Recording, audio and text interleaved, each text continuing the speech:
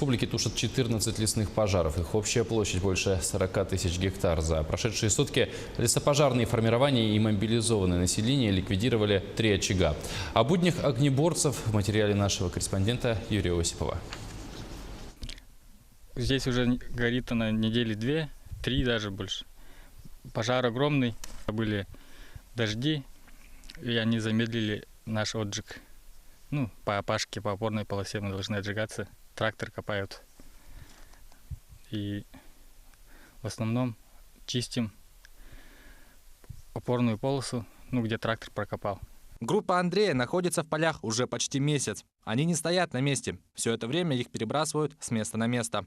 Сейчас они находятся близ села Тастах Намского улуса. В их команде постоянно работает 9 человек. Но на данный момент их около 50. К ним присоединились бойцы авиалесоохраны и местное население.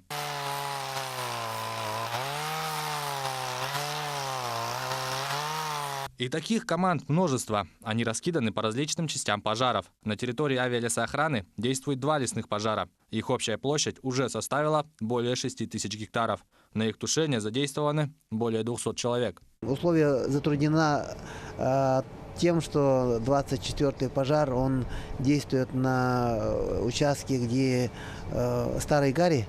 Трактору МТЗ очень сложно. Сейчас дополнительно отправляем ДТ-75, и я думаю, что они должны опахать его полностью. Сейчас рано говорить о полной локализации этих пожаров. И хотя после дождя их продвижение приостановилось, но в любой момент огонь может вспыхнуть с новой силой. Поэтому помимо тушения пожара ведется и его мониторинг. Юрий Осипов, Илья Сыромятников, Намский улус, Якутск.